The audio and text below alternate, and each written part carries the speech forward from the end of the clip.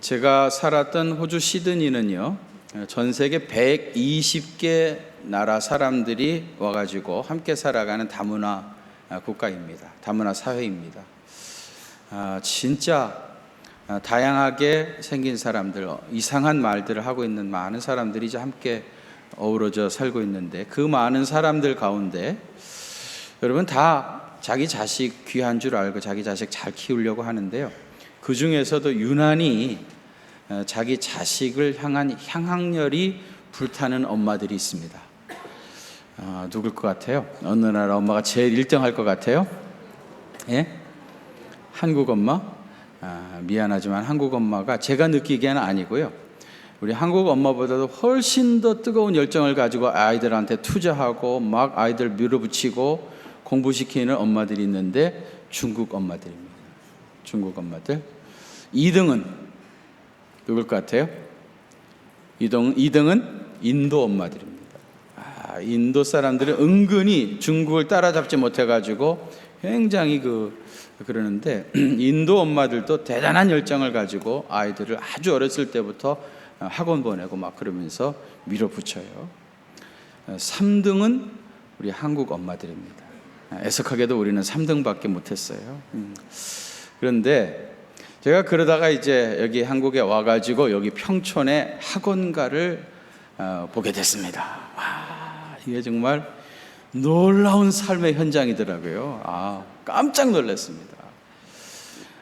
그리고 내가 그걸 보는 순간에 이런 생각이 들었어요. 옛날 그 맹자님이 맹모 삼천지교라 그랬는데, 맹자님이 여기 평촌에 오시면 이제 더 이상 맹모 삼천지교라고 하지 말고 평모 삼천지교라고 해라. 그렇게 이제 유언을 할 것 같은 그런 생각을 갖게 되었습니다. 여러분, 동양에서 교육이라고 하는 말을 제일 먼저 사용한 사람이 맹자입니다. 맹자는 주전 300년경 인물입니다. 이 맹자가 진심편이라고 하는 책을 썼어요. 그 책에서 군자 삼락이라고 해가지고 군자에게 주는 3가지 기쁨, 군자는 무엇을 할 때 가장 기쁜가, 어떤 때 가장 기쁜가에 대한 얘기를 했는데, 그 첫 번째가 뭐냐면 부모님이 살아계시고 형제들이 무탈할 때 군자는 기쁘다 하는 것이었고요. 그 다음에 두 번째는 하늘과 사람들에게 부끄러움 없이 살 때 군자에게 기쁨이 있다, 그렇게 얘기했고요. 세 번째로는 천하에서 인재를 모아서 교육할 때 기쁨이 있다, 제자들을 모아가지고 그들을 가르칠 때 기쁨이 있다, 그렇게 얘기했어요. 그래서 교육이라고 하는 단어를 처음으로 이제 맹자가 그때 사용하게 된 건데요, 이 교육이라고 하는 말은 한문으로 보면 가르칠 교, 기를 육이죠.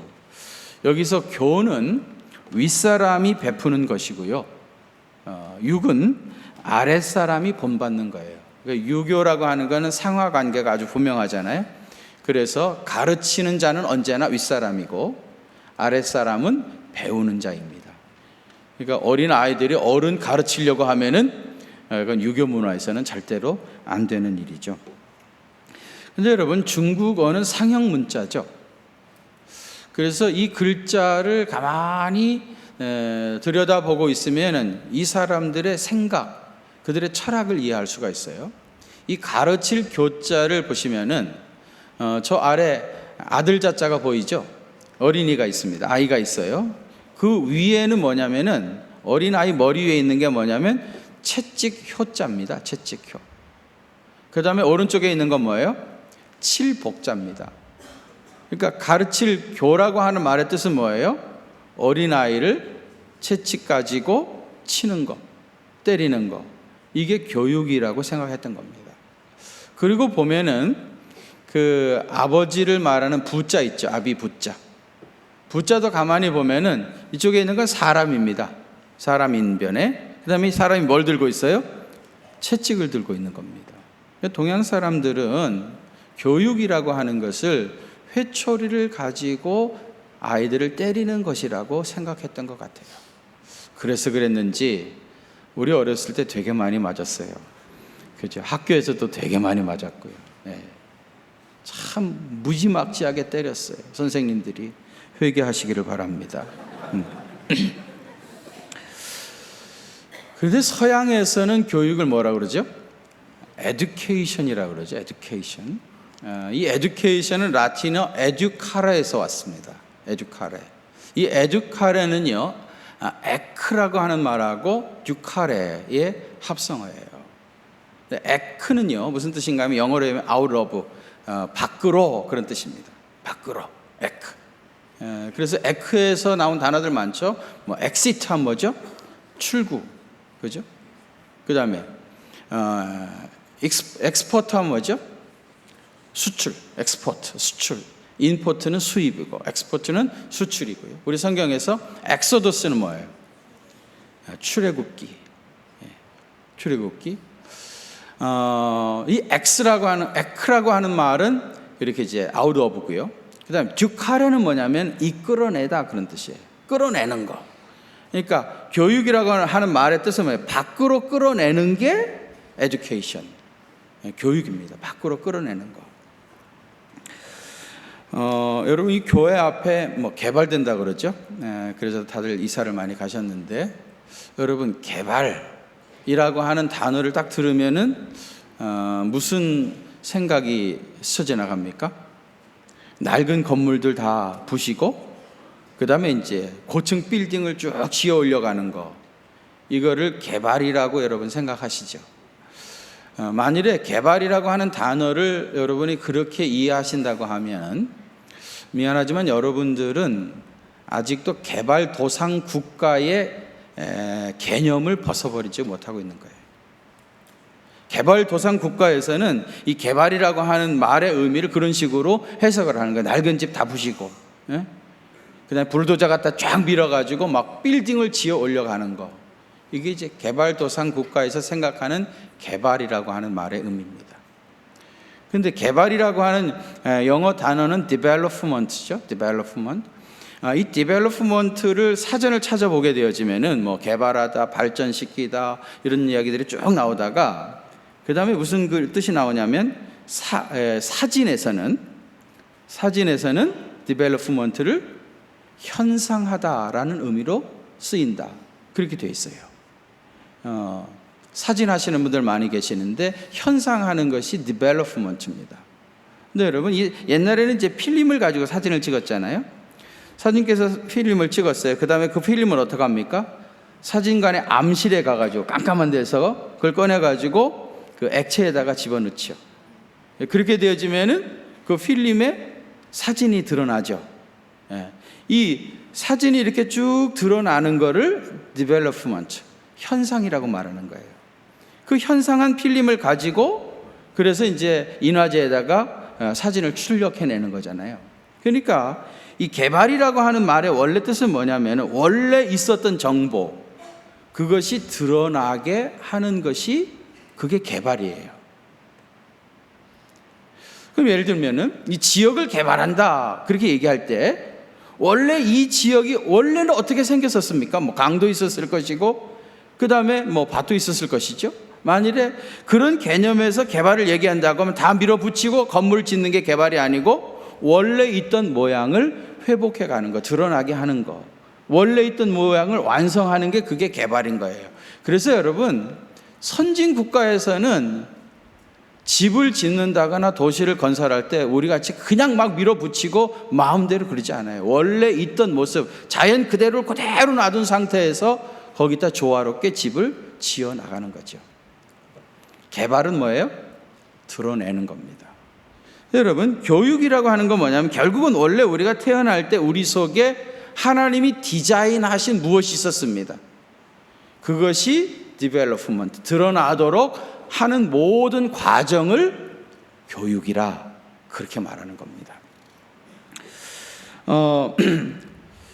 얼마 전에 중산층 자녀들이 명문대학에 훨씬 많이 가더라 하는 조사가 신문에 실렸습니다. 아마 지난 2월 달쯤 된 걸로 알고 있습니다. 이 아이들 이제 대학 입학 시험 다 끝나고 나서 조사해 보니까 명문대학에 들어간 아이들의 아버지가, 부모들이 중산층인 거예요. 그래서 사교육비 문제가 많이 되는데 사교육비를 많이 투자한 아이들이 결국은 공부도 잘하더라. 그래서 부자는 계속해서 부자가 되고 가난한 사람은 계속해서 가난을 세습하고 있다. 그런 취지의 글이 신문에 실렸습니다. 분명히 그럴 충분한 의미가 있어요. 그러나 저는 그 이야기를 들으면서 다르게 해석을 할 필요가 있겠다 이런 생각이 들었습니다. 지금 이번에 명문대학에 들어간 아이들의 아버지 세대, 아버지 세대가 거의 저의 세대하고 비슷하죠. 저희 아이들도 뭐 대학 다니고 있으니까요. 그런데 저희 세대 때는 집안이 가난했어도 누구라도 열심히 공부하면 명문대학에 갈 수 있었고요.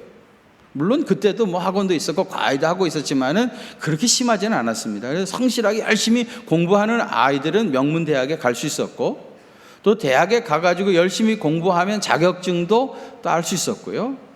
대학을 졸업하고 자격증을 따고 있다 보면은 그러면 직장 자리가 잡혔습니다.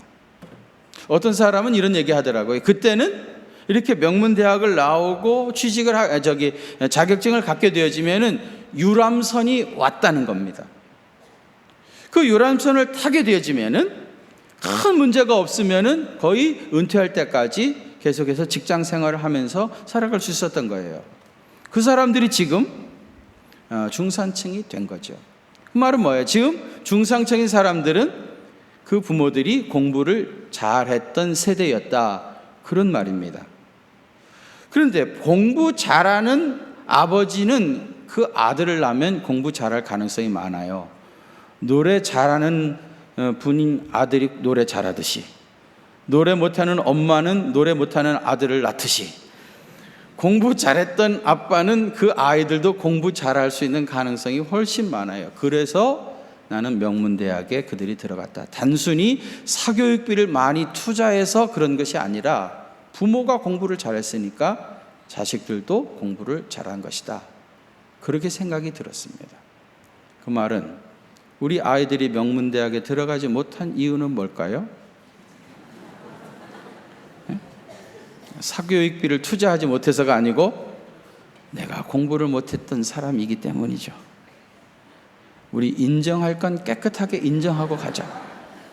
엄마들은 항상 그래요. 선생님, 얘가 머리는 좋은데 자기 닮아서 머리는 좋다는 거예요. 근데 공부를 안 해가지고 이렇게 됐다는 거지.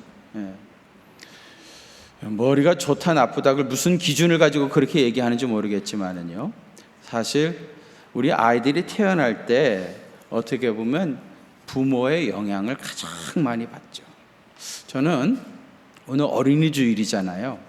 사실 우리 아이들은요, 이게 내 아들이고 내 딸이기 이전에요, 하나님의 자녀들이죠. 우리 가정에다가 이 아이들을 잘 돌보라고 우리한테 맡겨준 겁니다.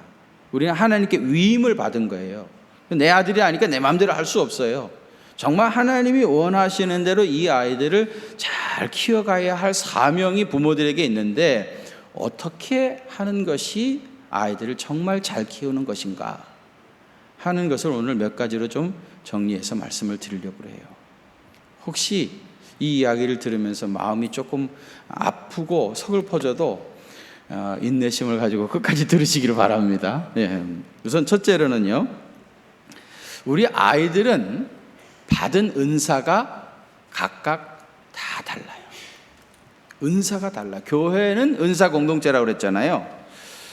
그래서 오늘 본문인 고린도전서 12장에 보면은요, 거기 보면 어떤 사람에게는 성령으로 말미암아 지혜의 말씀을 주셨고, 또 어떤 사람에게는 같은 성령을 따라 가지고 지식의 말씀을, 다른 사람에게는 같은 성령으로 믿음을, 다른 사람에게는 같은 성령으로 한 성령으로 병 고치는 은사를, 또 어떤 사람에게는 능력 행함을, 어떤 사람에게는 예언함을, 어떤 사람에게는 영들을 분별함을, 다른 사람에게는 각종 방언을 말함을, 또 어떤 사람에게는 방언을 통역함을 주셨다.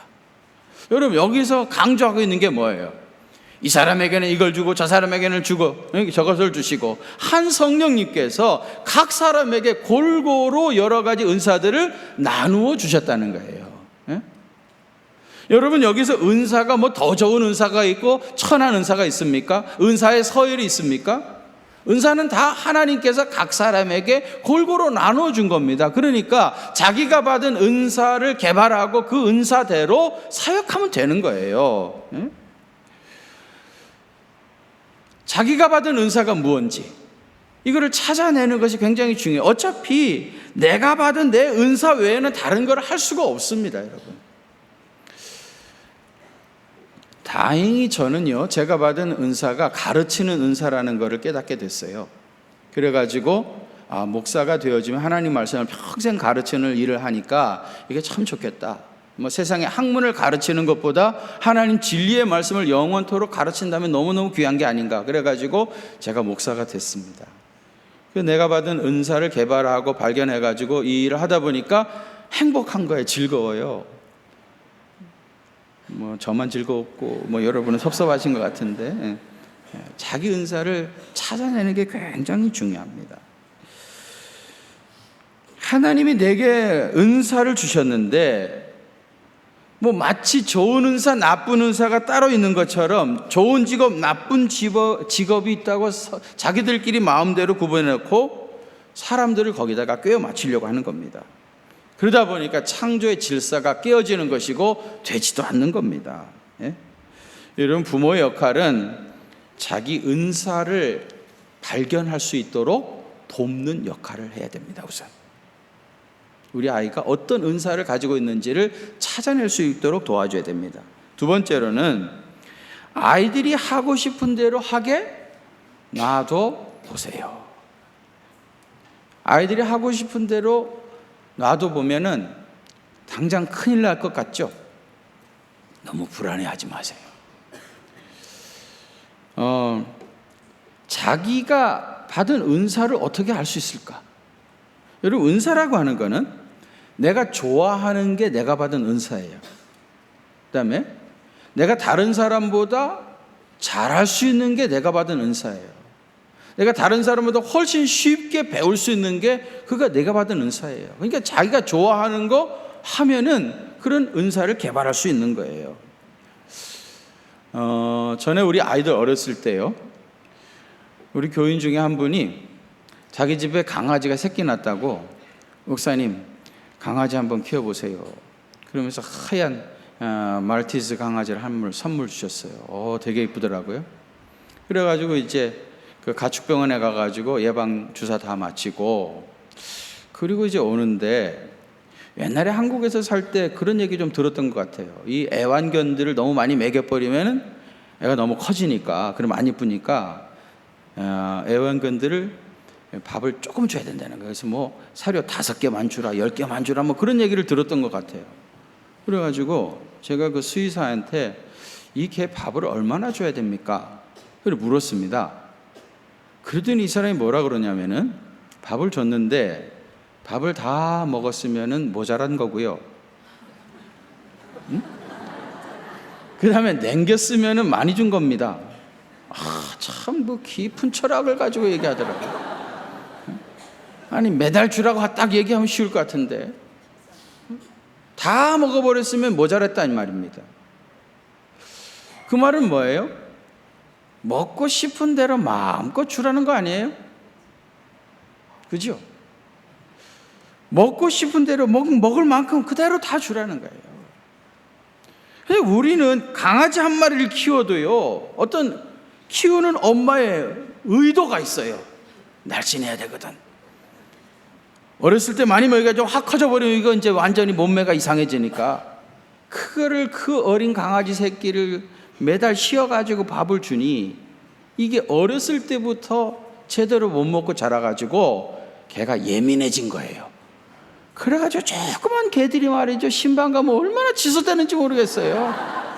원래 개는 그렇게 사납지 않습니다. 원래 개가 여러분 사람하고 함께 산 지가 굉장히 오래돼가지고요, 그럼 충분히 먹고 자유롭게 살고 때리지 않고 그러면은 개가 굉장히 순해요.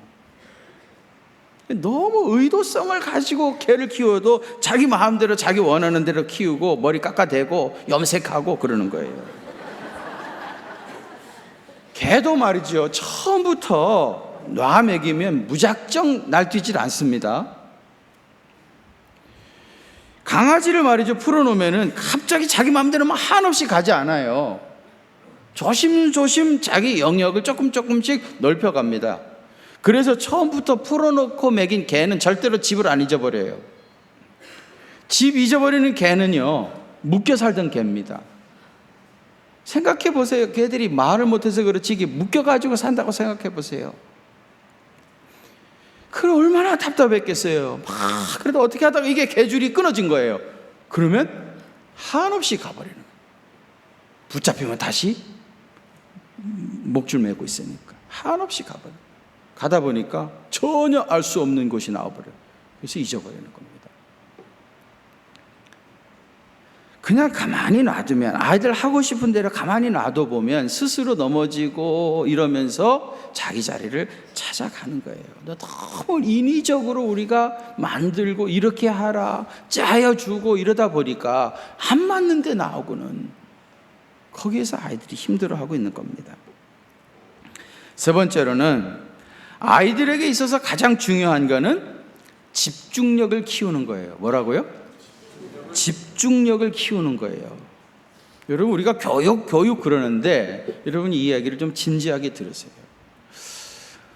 저희 아이들이 이제 초등학교 때부터 이제 호주에서 자랐는데 가서 보니까요, 초등학교 아이들한테는 학교 선생님이 20분 이상 숙제를 내주면 안 돼요. 법으로 안 되게 돼 있어요. 그리고 아이들이 학교에 가서 졸잖아요. 꼬박꼬박 졸면 바로 그 다음날 부모가 불려가야 됩니다. 혹시 공부 많이 시켰나? 20분 이상 공부를 못 시켜요. 중학교는요 40분 이상 못 시켜요. 그 다음에 이제 고2, 고3 되는 애들은 이제 대학 갈 애들이거든요. 그때는 2시간 정도 공부시킬 수 있어요. 여러분 생각할 때, 야, 그렇게 공부를 안 시켜가지고 나라가 발전하겠나? 이런 생각이 드시죠? 여러분들이 걱정할 일은 아니지만은 여러분, 그 나라가 우리보다 노벨상을 훨씬 많이 받았어요. 국민이 2,300만 밖에 안 되는데 노벨상을 14명 받았습니다. 노벨 프라이즈라고 하는 홈페이지에 들어가 보면 나라별로 국민 수 대비 노벨상 받은 리스트가 쭉 나와요. 미국보다 훨씬 높아요. 그렇게 공부를 안 시켰는데 20분밖에 못해 아예 법으로 제정해 놨는데 이해가 안 되시죠? 근데 이게 과학입니다, 여러분. 과학. 무슨 얘기인가 하면 아이들은 20분 이상 집중할 수 없어요. 도저히 집중할 수 없습니다. 그런데 이 20분 이상 집중할 수 없는 아이들한테 붙잡아 놓고 1시간을 공부해 보세요. 시켜보세요. 이 아이는 1시간 동안 공부를 하는 게 아니고 그 1시간 동안 뭘 배우는 줄 아세요? 산만을 배우는 거예요. 산만해지는 거예요. 그러니까 20분만 공부를 시키면 그 20분 동안 집중력 훈련을 하는 겁니다. 애가 조금 더 크면 40분간 집중력 훈련하는 거고요. 더 크면 2시간 집중력 훈련을 하는 거고요. 대학 가면은 5시간, 6시간씩 집중해서 공부하는 겁니다. 근데 우리는 처음부터 산만 훈련을 너무 오래 받은 거예요. 20분밖에 할 수 없는 아이를 붙잡고 2시간 묶어놓는 거죠. 엄마는 아이가 책상에 앉아있으면 공부 열심히 한다고 좋아해요. 천만의 말씀입니다. 전혀 공부가 안 되는 거예요. 그건 공부가 아니에요. 20분을 해도 집중해서 해야 뭐가 나오는 거예요. 아이디어도 나오고 말이죠. 일이 되는 거지. 붙잡아 놓고 책상에 앉아있는다고 해가지고 되는 게 아니에요. 우리 한국 엄마들 말이죠. 아이들 책방에 자기 방에 집어넣고 책상에 앉혀놓고 자기는 거실에 앉아서 텔레비 보고 앉아있고 이럴 때 이게 교육이라고 생각하면 진짜 아닙니다. 지금은요 어지간히 잘해가지고는 아무 의미도 없는 시대예요. 우리의 경쟁은 우리 반에 있는 애기들이 아니에요. 우리 의왕시에서 여기서 좀 잘해가지고 무슨 의미가 있는 게 아닙니다. 이미 지금 우리 시대는 글로벌 시대이기 때문에 우리의 경쟁은 전 세계 모든 사람이에요. 그래서 여러분 정말 자기가 좋아하는 걸 발견하고 그 일이 좋아가지고 집중해서 그 일을 하다가 그 분야의 독보적인 존재가 되지 아니하면 사실은 의미가 없습니다. 이런 시대인데 억지 춘향같이 말이죠. 이거 엄마가 시켜주고 강요한 그 일을 그냥 할 수 없이 끌려다녀가지고 그 분야의 독보적인 존재가 되겠습니까, 여러분? 어차피 조금 잘해가지고는 아무 의미도 없어요. 이제는 독보적인 존재가 되려고 하면은 자기 은사를 개발하고 그게 너무 좋은 거예요. 그래서 야 제발 좀 그만해라 할 때까지 열심히 하는 거예요. 좋으니까, 그게 즐거우니까. 이거를 찾아주는 게 엄마의 역할이라는 겁니다. 여기에다가 신앙적인 비전까지 함께 갖게 된다고 하면은 진짜 놀라운 집중력을 가지고 경쟁력 있는 아이들이 되어지는 겁니다. 그리고 여러분, 네 번째로는 21세기는 성공의 개념이 달라지고 있습니다. 한번 따라 하실래요? 21세기는 성공의 개념이 달라지고 있습니다. 이 성공했다라고 하는 말 자체의 의미가 달라지고 있다는 얘기입니다. 얼마 전에 한 달 전쯤 된 것 같아요. 출판업계에 계신 어떤 분을 만났는데 이분이 나한테 책을 한 권 주면서 너무너무 좋은 책이라고 그래요. 나도 책을 낸 사람인데 내 책을 좋다는 얘기는 별로 안 하고 너무너무 좋은 책이래. 그래서 나는 이 세상 사람들이 어떤 책을, 어떤 내용의 글을 좋아하는가 호기심이 생기더라고요. 그래가지고 뭐 두껍지 않은 책이어가지고 받자마자 그 자리에서 다 읽었어요. 이 책은 저도 잘 아는 우리 교단 어떤 목사님의 사모님이 쓴 책이에요. 근데 이 사모님이 아들 둘하고 딸 하나를 낳습니다. 큰 아들은 행정고시를 패스해가지고 처음에는 그 국세청 사무관으로 들어갔다가 청와대 민정수석실의 행정관이 되었어요. 둘째는 딸인데 이 딸은 성악을 잘했답니다. 그래가지고 한국예술종합학교를 들어갈 때 수석으로 들어갔고 나올 때도 수석으로 나왔다고 그래요. 그래가지고 미국에 가가지고 이제 재미 성악가로 지금 일을 하고 있고요. 그다음에 셋째는 아들인데 서울대 사회학과를 나와가지고 지금 KBS에서 프로듀서로 일을 하고 있다고 그래요. 어떻게 이 세 아이들을 시골에서 그것도 이렇게 잘 성공한 아이들로 키워냈는지 그 이야기를 쓴 책이더라고요. 근데 저는 그 책을 읽으면서 이런 생각이 들었어요. 그러면 자녀들을 명문대학에 들여보내지 못한 엄마는 실패한 엄마인가? 명문대학은 고사하고 이류대학, 삼류대학 나와가지고 조그마한 중소기업에 다니고 있는 아이들은 실패한 인생인가? 그런 생각을 하게 됐습니다. 여러분, 지난 세기에는 사실 이렇게 된 아이들 이렇게 키운 사람을 성공한 어머니라고 얘기를 했습니다. 그러나 이제는 21세기는 성공했다는 말 자체의 개념이 달라지고 있는 거예요. 지난 세기에는요, 생존 그 자체가 목적이었습니다. 지금도 북한에서는 먹을 게 없기 때문에 가장이 일 많이 해가지고 자녀들, 가족들 다 잘 먹여 살리면 성공한 아버지입니다. 그러나 우리는 먹고 사는 문제는 이미 다 해결이 됐어요. 지금은 못 먹어서 문제가 아니고 많이 먹어서 문제 아닙니까? 그래서 늘 제 배가 지금 문제가 되고 있는 거 아니에요. 여러분들 이것 가지고 자꾸 시비 거시고 말이죠. 우리 먹고 사는 문제에 지금 연연해 있는 게 아닙니다. 우리는 살기는 다 살고 있는데 삶의 질의 문제인 거예요. 삶의 질. 과연 누가 더 높은 수준의 삶의 질을 누리고 살고 있는가? 이런 시대에 삶을 질로 이야기할 때에 그렇다면 성공한 사람은 어떤 사람인가?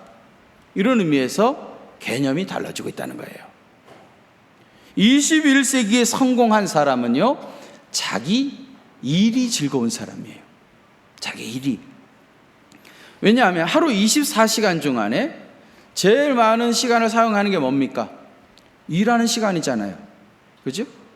일하는 시간이 제일 많아요. 그런데 만일에 어떤 사람이 자기 일이 너무너무 즐거운 거예요. 그렇다고 하면 이 사람은 진짜 삶의 질이 높은 사람이죠. 일이 힘드는데, 재미없는데, 먹여 살려야 되기 때문에 할 수 없이 한다고 한다면 그건 얼마나 인생이 불행한 인생입니까? 자기 일이 행복한 사람이 성공한 사람입니다. 이런 의미에서 저는요, 성공한 사람이라고 나는 스스로 생각하고 있어요. 여러분들이 어떻게 생각하든지 말든지, 나는 나 은사를 개발해가지고 목사가 되어가지고 일을 하는데 너무 즐거워요. 그래서 여러분, 제가 즐겁게 일하는 것 같아 보이지 않습니까? 어쩌다 내가 목사가 돼가지고 이렇게 끌려와가지고 거기서 이렇게 20자가를 지고 눈물 없이 갈 수 없는 이 길을 내가 가고 있는가, 그렇게 말하는 거 한 번이라도 보셨습니까? 나는 내 일이 즐겁고 하나님 말씀을 연구하고 가르치고 교인들하고 교제하고, 이게 너무 행복해요. 나는 일이 행복한 사람입니다. 성공한 사람입니다. 이렇게 생겼어도 난 성공한 사람이에요. 두 번째로는요, 자기 가정이 행복한 사람입니다. 삶의 진로 얘기할 때 아무리 돈을 많이 벌고 뭐 먹고 사는데 아무 문제가 없다 할지라도 가정이 행복하지 않으면은요, 가정이 불행하면 이거는 삶의 진로 얘기하면 바닥이죠, 바닥. 그죠? 성공한 사람이 아니에요. 가정이 행복한 사람이 행복한 사람, 성공한 사람입니다. 저는 요즘 그런 생각들을 참 많이 하게 됐어요. 특별히 한국에 돌아와가지고 참 어떻게 우리 아이들을 키우는 것이 좋고, 정말 행복하고 건강한 삶이라고 하는 게 무엇인가 하는 거를 많이 고민하게 됐어요. 왜냐하면 또 우리 교인들의 다 삶의 자리이고요. 그러다가 한 달 정도 전에 텔레비전에서 제주도에 이 해녀들 있잖아요, 해녀들. 그 제주도 해녀는 이제 여자들이 이제 그 물질하는 걸 해녀라고 그러는데, 어떤 남자가 40대 중반의 남자인데 해남을 지원한 겁니다. 그래서 그 해남 이야기가 텔레비전에 나오는데 내가 굉장히 그 이야기를 보면서 굉장히 감동을 받았어요. 자기 부인이 자기보다 먼저 해녀를 시작을 했어요. 그래서 자기 부인은 해녀 5년 차고요. 이 남자는 조금 있다가 시작해 해녀 3년 차예요. 근데 여러분, 제주도의 해녀들이 대부분 다 지금 70대, 80대 할머니들이잖아요. 근데 물길 하러 갈 때 같이 간다고 그래요. 혼자는 못 가고 위험하니까 같이 가는데, 한번 생각해 보세요. 70대 할머니들끼리만 평생을 해녀라고 그러고 돌아다녔는데 거기에 40대 중반의 팽팽한 남자가 해남 하겠다고 온 거예요. 그러니까 이 할머니들이 너무너무 좋아하는 거예요. 인기 짱입니다. 완전히 거기서 뭐 너무너무 할머니들이 좋아해요. 그리고 할머니들 또 힘든 거 도와드리기도 하고 말이죠. 그러니까 이 할머니들이 너무너무 자기 아들보다도 더 귀하고 손자같이, 그런데 같이 자기들하고 같이 일하러 다니잖아요. 그러니까 가르쳐 주기도 하고. 근데 이 해녀 생활은요, 경륜이 굉장히 무섭답니다. 뭐 할머니들이 연세가 높으셔도 뭐 평생을 해오셨기 때문에 젊은 사람이 도저히 못 따라간대요. 자기 부인은 5년 차니까 할머니들의 70% 정도 하고요. 자기는 3년 차기 때문에 50%밖에 못 한답니다. 그래도 둘이 합치면 몇 프로예요? 120%잖아요. 그런데 이제 물속에 들어가가지고 뭐 전복이니 소라니 이런 거 주워내는 거 아니겠어요? 근데 물속에 딱 들어가서 이렇게 보면은요, 저기 전복이 보이는 거예요. 그러면은 그거를 꺼내기 위해서 힘든 줄도 모르고 가서 막 보이니까 건져내기만 하면 그게 다 돈이 되는 거 아니에요? 그래가지고 실제로 물속에 들어가서 일을 할 때는 힘든 줄 모른답니다. 쫙가지고 일을 한대. 그래가지고 이제 모아가지고 하나하나 갖다 보면 나중에는 막 이만해지잖아요. 이거를 이제 물 밖으로 가지고 와야 될 거 아닙니까? 끌어내야 될 거 아니에요. 집에까지 가져올 때는 너무너무 무겁고 힘들고 이미 물속에서 너무 많은 노동을 했기 때문에 지칠 대로 지쳐있고 그래가지고 굉장히 힘들다고. 근데 그 삶을 쭉 얘기하는데 말이죠, 저는 그 젊은 부부가요, 얼마나 표정이 밝고 건강하고 해맑게 웃는지, 내가 정말 찾았던 그런 사람들이 바로 이런 사람이었다. 나는 그들의 생활이 얼마나 건강하게 느껴졌는지 몰라요. 그렇게 물론 힘들죠. 해녀 생활이 쉽겠습니까? 그렇지만 정말 해맑게 웃는 그 40대 초반의 아줌마의 얼굴을 보면서 정말 행복한 사람이구나. 부부가 함께 가서 힘들게 일을 하면서 그렇게. 그래가지고 집에 오면요, 그거 가지고 자연산 전복도 먹고, 자연산 전복, 완도 전복 말고 말이죠, 건강하고 좋은 음식 먹고 행복하게 사는 거예요. 여러분, 그렇게 살면 되는 거 아닙니까? 그렇게 사는 사람이 실패자입니까? 해내 되려고 하면 명문대학 나와야 됩니까? 꼭 학원 다녀야 됩니까? 지금이라도 제주도로 가십시오. 해녀들 밑에 따라다니면서 할머니 나 해남 하고 싶습니다. 굉장히 좋아할 겁니다. 사람은 어차피 태어날 때 하나님이 각 사람에게 다른 은사들을 주셨어요. 이런 의미에서 절대로 사람과 사람은 비교할 수 없습니다. 여러분, 게놈 프로젝트라고 인간의 유전자 정보를 다 해독을 했죠. DNA라고 하는 유전자 정보 안에 태어날 때부터 이미 거의 모든 게 다 정해진 겁니다. 그게 우리 성경으로 얘기하면 은사입니다. 이미 다 정해져 있는 거예요. 그래서 노래 잘하는 아빠 밑에는 노래 잘하는 아들이 태어나는 겁니다. 그게 하나님께서 우리가 태어날 때 그런 은사와 탤런트를 주셔가지고 태어났는데 노래해가지고는 밥 빌어먹지 못한다고 노래를 안 시키는 겁니다. 해녀 하면 힘들으니까 고생하니까 너는 절대로 이 짓은 하지 말라고 못하게 하는 거예요. 태어나기는 그렇게 태어났는데. 그러니 여러분, 이 아이의 삶이 즐겁겠습니까? 저는 우리나라의 다른 거는 다 그런 대로 잘 되는데 진짜 이 교육의 문제는 심각한 문제라고 생각해요. 이번 화요일날 대통령 선거 돼가지고 대통령 되면 이제 다 내각을 임명해야 된다면서요. 혹시 나보고 문교부 장관 하라고 하면 걱정입니다. 뭐 그럴 일도 없겠지만 나는 안 가요. 왜? 내가 받은 은사를 나는 알고 나는 이 일 좋아가지고 하고 있으니까 그런 거 안 합니다. 진짜 안 해요. 나는 세상에서 제일 어리석고 바보같이 보이는 사람이 목사하다가 정치에 들어가는 사람. 왜 목회나 끝까지 하지? 왜 거기 가가지고 그런 짓을 하는지 모르겠어요. 하나님이 내게 주신 은사대로 그걸 발견하고 그거 하면서 거기서 행복하게 살고, 내가 행복하니까 내 가정이 행복해지고 내 가정과 함께 주변에 있는 사람들을 행복하게 할 수 있다고 하면은 그러면 잘 사는 거 아닙니까? 그런 사람 그러면 성공한 거 아닙니까? 꼭 누구와 직위를 가지고 얘기해야 됩니까? 여러분, 사농공상이라고 하는 거 있었죠. 원래 이 사농공상은요, 중국의 춘추 전국시대에 있었던 개념입니다. 춘추 전국시대는요, 주전 5세기경에서 주전 3세기경 이야기입니다. 이것이 우리나라 조선시대에서 사농공상을 조선 때 가져왔습니다.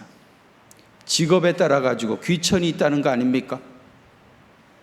여러분, 이거는 진짜 구시대의 유산입니다. 적어도 2000년 전 이야기고요, 몇백 년 전 이야기인데 오늘 21세기를 살아가는 우리 그리스도인들이 그런 생각에 사로잡혀 가지고 있다고 하면 이거 얼마나 부끄러운 일이에요. 나는 우리 교인들이 철학이 있어야 된다고 생각합니다. 왜냐하면 우리 교인들이 이 사회를 이끌어갈 중추적인 세력이기 때문입니다. 우리 교인들이 분명한 정신을 가지고 우리 아이들을 양육해 가면 세상이 달라집니다. 엄마들에게 제가 요구합니다. 용기를 내십시오. 세상이 달라지고 있습니다. 두려워하지 마세요. 그리고 여러분, 자녀들이 행복하게 살 수 있도록 그 아이들을 키우십시오. 여러분, 어린 아이들 또 청소년들, 이들은 정말 인생의 가장 좋은 때 아닙니까, 여러분? 엄마의 사랑과 그 보호 아래서 마음껏 하고 싶은 대로 하고 먹고 싶은 대로 먹고, 혹시 실수해도 부모가 다 커버해 주고 말이죠. 가장 인생의 좋은 때가 어린 유아 시절이고 청소년 시절인데 그 어린 것들을 말이죠, 이 잘못된 교육 철학을 가지고 자기가 원하는 사람으로 개조해 가려고 하는 겁니다.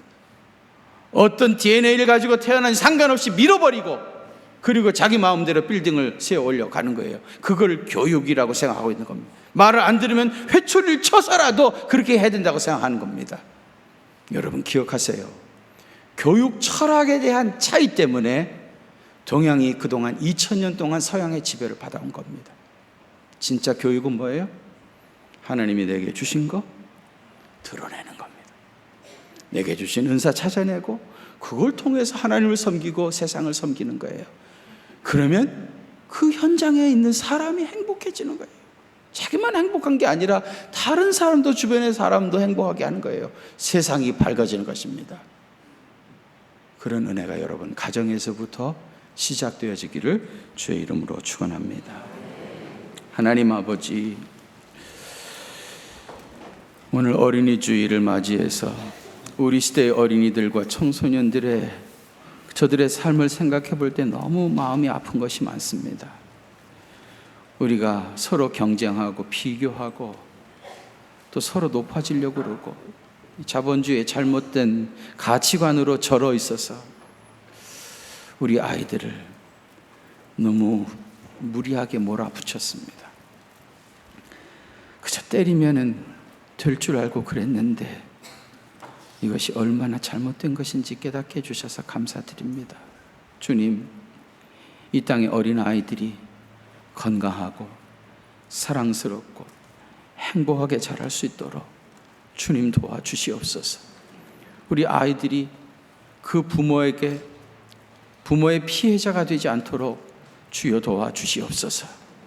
우리 아이들에게 주신 하나님의 은사를 개발할 수 있도록 도와주시고 또 그 일을 통해서 하나님이 주시는 놀라운 기쁨과 은혜를 누리며 살아가는 귀한 생애 될 수 있도록 주께서 역사해 주시옵소서. 특별히 우리 젊은 엄마들에게 용기를 주시옵소서. 남들이 다 그렇게 하고 그렇게 시켜도 나는 하지 않을 수 있는 자유함을 더하여 주시옵소서.